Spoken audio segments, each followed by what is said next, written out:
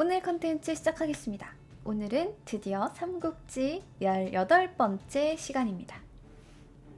지난 시간에는 유표와 유비를 치기 위해 남벌을 온 조조가 형주를 정복하고 유비는 유표의 아들 유종을 믿고 있다가 통수 맞고 도망가기 시작했다 까지 이야기를 했었죠.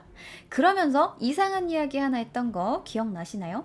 유비가 도망가고 나서 한참 뒤에 조조가 이를 뒤쫓기 시작했는데 그 도망가는 유비의 속도가 어마무시하게 느렸다더라 하는 이야기. 자, 그럼 유비는 왜 그렇게 느리게 도망갔는가? 그렇게 느리게 도망갔는데도 모두 아시다시피 어떻게 거기서 잡혀 죽지 않고 살아나갈 수 있었는가를 천천히 살펴봅시다. 자, 조금 시간을 거슬러 올라가서 모두가 아시다시피 유표는 유비를 받아들일 당시 유비를 조조막이 방패로 쓸 생각을 가지고 있었어요. 때문에 유표는 유비를 중원에서 형주로 내려오는 길목의 최전방인 남양군에 머물게 했습니다. 자, 이제 상식적으로 생각해 봅시다. 여러분 모두 아시다시피 지난 화에 이야기했다시피 유비가 형주에서 가장 전방에 있는 지역에서 군사를 이끌고 있었는데 유비가 조조와 그래서 한번 붙었나요? 아니죠.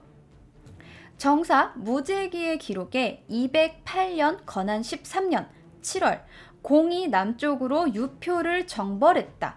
8월 유표가 죽자 그 아들인 유종이 대신에 양양에 주둔하고 유비는 번에 주둔했다. 9월 공이 형주 남양군 신야현에 이르자 유종은 항복하고 유비는 하구로 달아났다 라고 적혀있듯이 유비는 조조가 남군을 시작하여 그 최전방 중에도 최전방인 남양군 신야현에 이르자마자 도망을 갑니다.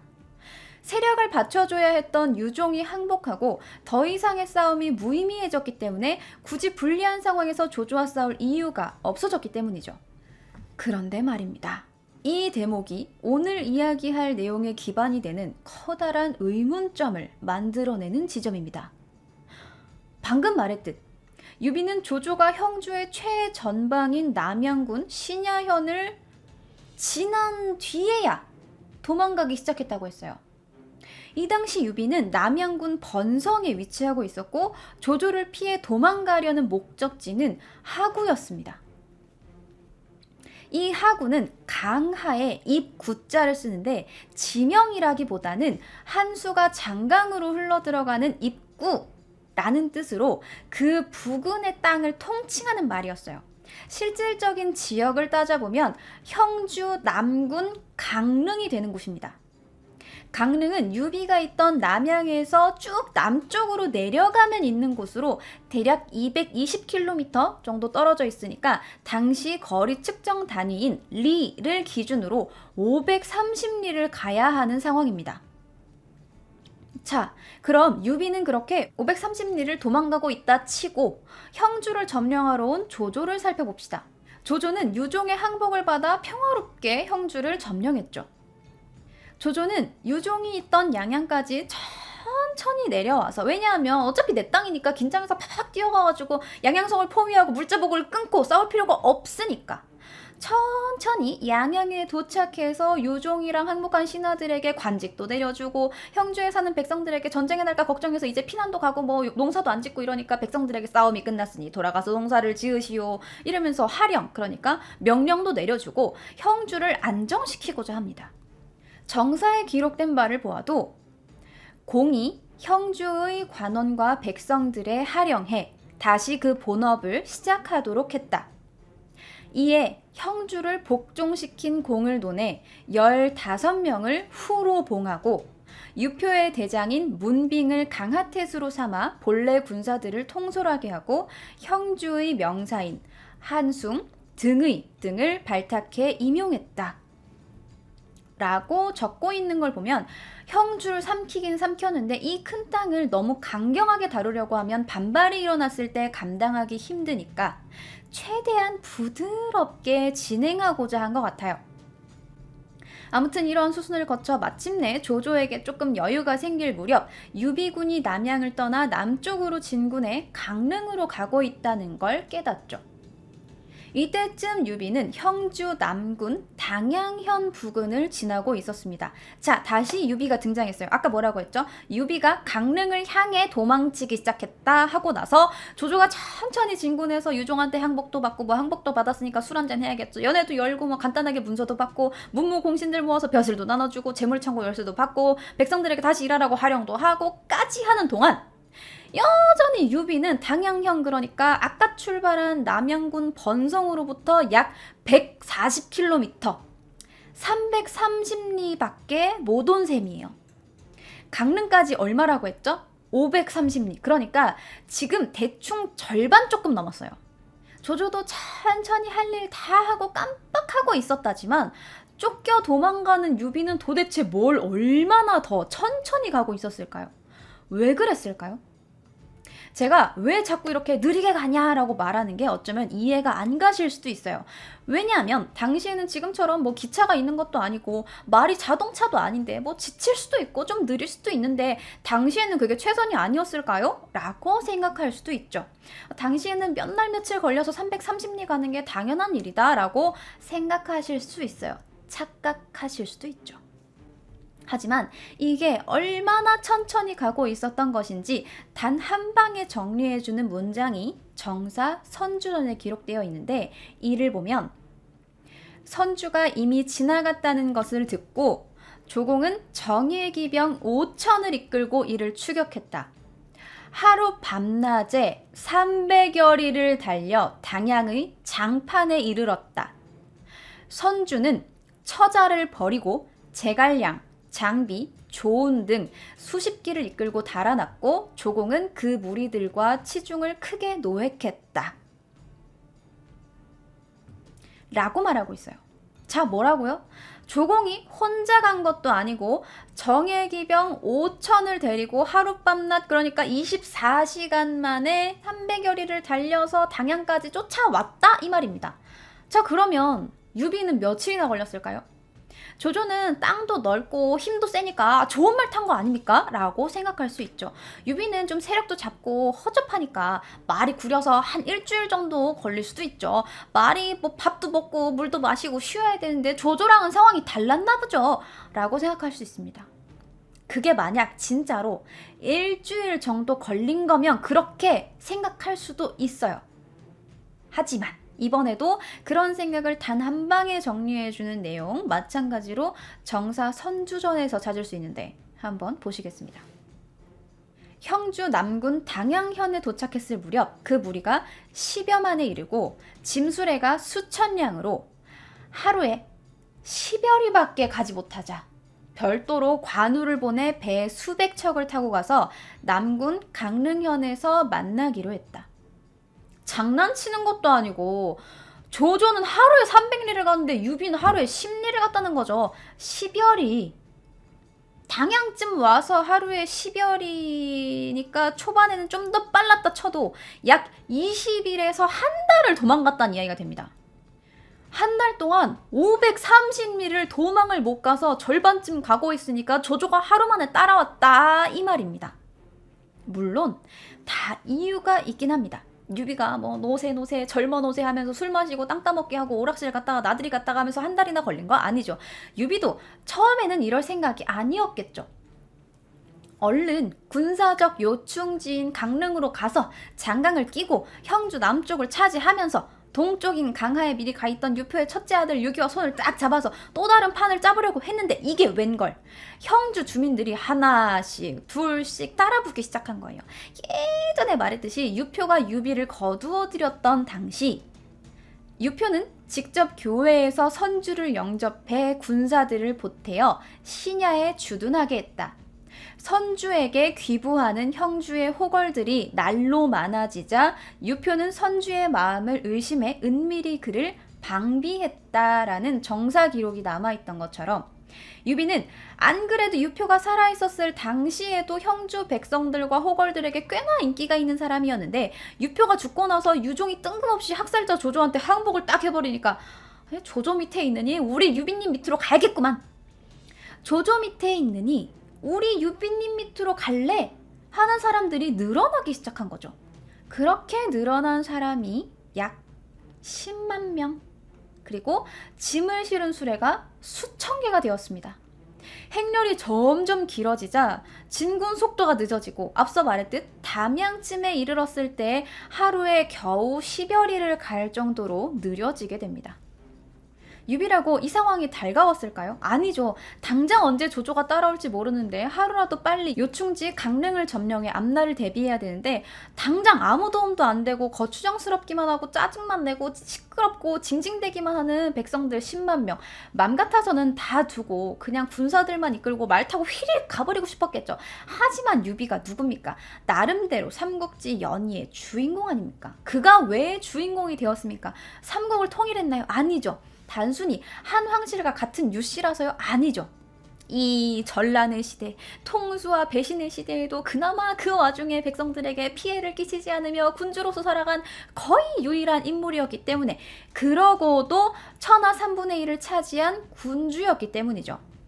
유비는 일단 급한 대로 관우에게 군사를 나누어 주면서 육로에 진군이 들이니 먼저 배를 타고 강릉으로 가 있게, 그곳에서 만나세 라고 했고, 관우는 나누어 받은 군사로 진군이 들인 육로가 아닌 수로, 즉 강을 타고 먼저 강릉으로 가서 유비를 맞이할 준비를 하게 됩니다. 하지만 관우가 먼저 떠나면 뭐합니까? 유비가 가다가 조조한테 잡혀 죽으면 다 소용없는걸요. 보다 못한 한 측근이 유비에게 이렇게 말합니다. 의당 신속히 행군해 강릉을 보전해야 합니다. 지금 비록 많은 무리를 거느리고 있으나 갑옷을 입은 자는 적으니 만약 조공의 군사가 도착한다면 이를 어찌 막으려 하십니까? 그러니까 우리 지금 쓸데없는 사람만 많고 군사도 없는데 이렇게 느리게 가다가 우리 다 죽어요 라고 한 거죠. 그랬더니 인의의 화신 유비가 이렇게 대답합니다. 무릇 큰일을 이룰 때에는 필히 사람을 근본으로 삼는 법이요. 지금 사람들이 내게 귀부하는데 내 어찌 참아 버리고 떠나겠소. 제가 그간 삼국지 이야기를 하면서 유비를 좀 많이 깠죠. 통수의 아이콘, 삼국지 표준 인성, 귀 큰 놈, 아무튼 많이 깠지만 실질적으로 남아있는 기록을 보았을 때 당시 백성들에게 가장 피해를 덜 끼친 군주가 유비였던 것은 확실하고, 그만큼 많은 백성들이 그에게 호의적이었던 것은 사실입니다. 그러한 호의는 이 강릉 진군에서 보여주는 백성을 먼저 생각하는, 사람을 먼저 생각하는 행동으로부터 비롯되었다고 볼 수 있죠. 아무튼 그게 사람들의 호의를 샀건 아니건, 유비가 의도를 했건 아니건, 관우를 먼저 보냈건 어쨌건 간에 느리게 도망가는 유비가 뒤를 잡히는 건 시간 문제였고, 예상대로 얼마 지나지 않아 단양에서 멀지 않은 장판에서 조조군을 만나게 됩니다. 여기가 그 유명한 장판파 전투의 그 장판입니다. 장판파 전투는 사실 딱 두 사람을 위한 전장이라고 할 수 있죠. 그 둘이 누구냐? 바로 장비와 조운입니다. 장비와 조운이 이 장판파 전투의 주인공인 이유, 긴 말하지 않고 바로 정사의 기록을 살펴보도록 할게요. 정사 장비전의 기록부터 먼저 보겠습니다. 조공이 하루밤을 추격하여 당양현 장판에 이르렀다. 선주는 조공이 갑작스럽게 도착했다는 말을 듣고 처자식을 버린 채 달아났고, 장비로 하여금 병사 20기를 이끌고 뒤를 끊도록 했다. 장비는 물가에 의지한 채 다리를 끊고는 눈을 부릅뜨고 사모를 비껴잡으며 외쳤다. 내가 장익덕이다. 앞으로 나와 생사를 가름하자. 감히 접근하는 적군이 아무도 없었고, 이 때문에 마침내 위기를 모면하게 되었다. 그리고 이어서 조운전을 보면, 선주가 당양 장판에서 조공에게 추격당해 처자를 버리고 남쪽으로 달아나자 조운이 몸소 어린아이를 품에 안았으니, 즉 후주, 유선이고 간부인을 보호했으니, 즉 후주의 모친이었으며 이들이 모두 위난을 면할 수 있었다 라고 기록되어 있습니다. 사실 장비전의 기록에 적힌 다리를 끊고 의 대목에 대해서는 아직 의견이 분분합니다. 조조가 데려온 5천여 개의 병력을 단 20기로 데리고 막았는데, 이게 다리를 뒤에 두고 끊어서 배수의 진을 친 채로 야, 우리 한번 다 같이 죽어보자 한 건지 다리를 앞에 두고 끊어서 다리 너머에 있는 적을 두고 야! 넘어오면 너네 다 죽는 거야, 어? 를 한 건지에 대해서는 명확하지는 않아 보입니다. 실제로 많은 문헌에서 해석하는 바가 다르기 때문에 이에 대한 명확한 답은 내릴 수 없지만 그게 어쨌건 강물이 앞에 있었건 뒤에 있었건 단 20기를 데리고 유비를 쫓는 조조의 5,000기를 막아낸 것은 사실이고 그 5,000기가 아무리 한 번에 우르르 온 게 아니었어도 장비가 장판파에서 다리를 막아섬으로써 유비가 온전히 도망갈 수 있게 된 것은 부정할 수 없는 기록입니다. 물론 연희에서 다루고 있듯 장비가 말꼬리에 편자를 묶어서 산속에 병력을 배치하고 먼지를 일으켜서 군세가 많은 듯 보이는 허장성세의 전략을 쓰고 10,000명의 조조군 앞에서 고함만으로 오금을 저리게 했다는 것은 나관중의 드라마입니다. 이러한 디테일에 대해서는 전혀 기록이 남아있지 않고 심지어 조조전, 즉 무제기에는 이 장판파에 대한 내용이 단 한 글자도 적혀있지 않아요. 조운의 경우도 마찬가지입니다. 정사 선주전에 선주는 처자를 버리고 제갈량, 장비, 조운 등 수십 기를 이끌고 달아났고 조공은 그 무리들과 치중을 크게 노획했다라고 기록된 바와 같이 실제로 유비는 장수들이 아닌 가족들, 즉 부인과 자식들을 버리고 달아나야만 하는 상황이었고 조운에게 병사를 따로 나누어 줬다는 기록이 없을 뿐더러 조운전의 또 다른 기록에서 당초 선주가 패했을 때 조운이 이미 북쪽으로 떠났다고 말하는 자가 있었다. 선주가 수국을 내던지며 말했다. 자룡이 나를 버리고 달아났을 리 없다. 얼마 뒤 조운이 도착했다. 라고 적고 있는 것을 보아 조운이 단신으로, 즉 무리를 구성하지 않고 혼자 말을 달려 조조군 5,000기가 유비를 쫓고 있는 전장 속으로 들어가서 버려진 유비의 가족들을 챙겨 살려온 것은 명백한 사실로 보입니다. 물론 조운도 장비와 마찬가지로 연희에 기록된 것처럼 혼자 5장수를 베고 하훈이 가지고 있던 명검, 청홍검을 빼앗고 미부인을 발견했으나 미부인은 스스로가 다친 탓에 짐이 될까 두려워 스스로 우물에 빠져 죽었다 거나 조조가 조운을 보면서 저 장수는 내가 피리 취하고 싶으니 죽이지 말고 살려 데려오라 라고 했다든가 조운이 힘을 들여 죽을 똥을 싸며 유선을 구해왔더니 유비가 유선을 냅다 던져버리면서 너 때문에 귀한 장수가 죽을 뻔했지 않느냐 했다더라 그때 머리를 부딪힌 유선이 나중에 이상한 행동을 했다더라 하는 건 전부 다 뻥입니다. 소설이에요. 심지어 이 청홍검은 정사에서는 단 한 번도 나오지 않는 상상의 검입니다. 물론 그렇다고 해서 조운의 무용이 바래거나 하진 않겠지만 사실은 사실이고 팩트는 팩트니까 알아야 할 건 정확하게 알고 넘어갑시다. 아무튼 어찌되었건 간에 이렇게 장비와 조운이 시간을 벌어주고 조조군의 추격을 막아준 덕에 느릿느릿 진군하던 유비는 먼저 강릉에 가 있던 관우가 늦어지는 유비를 데리러 다시 돌아옴에 따라 어느 정도 군사를 다시 확보하게 되고 그와 동시에 강하태수로 있던 유기가 만여 명의 군사를 이끌고 유비를 맞으러 옴으로써 한 차례 추격에 실패한 조조군의 위협으로부터 벗어나 안정적으로 도망가게 됩니다. 하지만 최초에 노렸던 강릉 점거를 통한 남형주 획득까지 노려볼 만한 상황은 아니었고 씁쓸한 마음으로 형주를 포기하고 손권과 힘을 합쳐 조조에 대항하기 위해 오나라를 향해 나아가게 됩니다. 자, 뭔가 마무리가 되고 유비가 안전한 오나라로 넘어가고 있습니다 라는 느낌이 드시죠? 그럼 오나라는 정말 안전한 곳이었을까요? 오나라의 손권은 유비와 무슨 사이길래 유비를 받아주었던 것일까요? 사실 손권은 유비와 아무 사이도 아닙니다. 정확히는 유표와 손권은 형주와 동호 지역을 두고 서로 다투는 중이었고 이에 따라 유표 아래에 있던 유비는 손권과는 적인 셈이었죠. 그럼 유비는 아무 생각 없이 손권에게 가고 있었던 걸까요? 그저 더 무서운 적인 조조를 피해 덜 무서운 적인 손권에게 가면 어떻게든 되지 않을까라고 생각한 걸까요? 아니죠. 이러한 상황을 해결하기 위해 유비는 손권에게 먼저 사신 한 명을 보내게 되는데 이때 새치혀로 오나라를 설득해서 유비를 받아들이게 한 사람이 바로 제갈량입니다. 이때 제갈량이 손권을 설득하는 장면은 정사 제갈량전에 아주 자세하게 그리고 아주 길게 기록되어 있는데 이것도 다 읽으면 너무 기니까 중요한 부분만 요약해서 한번 보도록 할게요. 선주가 하구에 도착하자 제갈량이 말했다. 일이 급합니다. 명을 받들어 손장군에게 구원을 청하도록 해주십시오. 이때 손권은 군을 거느리고 양주 예장군 시상현에 있으면서 조조와 유비의 싸움의 성패를 관망하고 있었다. 제갈량이 손권을 설득했다.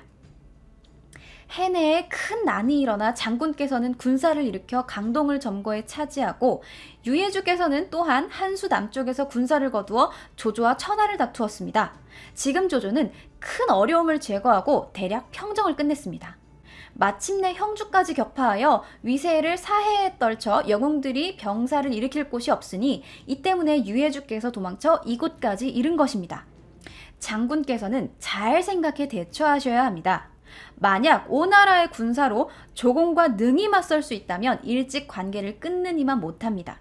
만약 능히 당해낼 수 없다면 안병속갑하고 조조를 섬기는 것이 옳습니다. 지금 장군께서는 겉으로는 복종의 명복을 내세우면서 내심으로는 망설이십니다. 일이 급한데 결단을 하지 못하니 머지않아 화가 닥칠 것입니다. 손권이 말했다. 그대의 말대로라면 유예주는 어찌 끝내 조조를 섬기지 않는 것이오. 제갈량이 말했다. 유예주께서는 왕실의 후예로 그 뛰어난 재주가 세상을 덮어 뭇 선비들이 바다로 물 흐르듯 따르는 분이니 만약 일이 이루어지지 못하면 곧 하늘의 뜻일 뿐 어찌 남의 아래에 들어가겠습니까? 손권이 발끈하며 말했다. 나는 오나라 땅 전부와 10만의 군사를 들어 남에게 제어당할 순 없소. 내 계책은 이미 정해줬소. 유예주가 아니면 조조를 당해낼 수 없소. 그러나 유예주가 이제 막 패한 직후이니 이 어려움에 어찌 대처해야 하겠소? 제갈량이 말했다. 우리 군이 비록 장판에서 패했으나 지금 돌아온 병사와 관우의 수군 그리고 6위가 합한 강하의 병사를 합치면 최소한 2만에 이릅니다. 이에 비해 조조의 군사는 멀리서 원정와 피폐해졌고 또한 300여리를 하룻밤에 오는 등 급하게 오느라 지쳐 있습니다. 게다가 북방 사람들은 물싸움에 익숙하지 않고 또한 조조에 귀부한 형주민이 아직 마음으로 복종하지 않으니 지금 장군께서 실로 용맹한 장수의 명에 수만 군사를 이끌며 예주와 협력하여 힘을 모으면 필히 조조군을 격파할 수 있습니다. 이렇게 되면 실로 천하의 형세가 솔밭과 같이 이루어질 것이니 그 성패가 오늘의 결정에 달려 있습니다. 손권이 크게 기뻐하며 주유, 정보, 노숙 등 수군 3만을 보내 제갈량을 따라 선주에게로 나아가 힘을 합해 조공에 맞서게 했다. 자, 이렇게 손권이 제갈량의 말발에 밀려 유비를 돕게 되고 천하의 반을 먹은 조조와 나머지 두 세력 간의 연합군의 창끝이 마주하게 되었습니다. 연희에서는 이 기나긴 설전에 덧붙여 제갈량이 손권을 만나기 전 오나라의 수많은 책사들과 설전을 벌이는 장면이 추가되어 있습니다만 이 또한 조은과 장비의 무용담과 마찬가지로 소설 속의 이야기라는 거 알아두고 넘어갑시다. 자, 이제 진짜 삼국시대가 열렸습니다. 조조와 마주한 두 세력, 유비와 손권. 다음 시간에는 이 양측의 크나큰 전면전이 벌어집니다. 그 전면전의 이름이 무엇인고 하니 그 유명한 적벽대전 되시겠습니다. 궁금하신가요? 궁금하면 다음 이야기도 많이 기대해 주세요.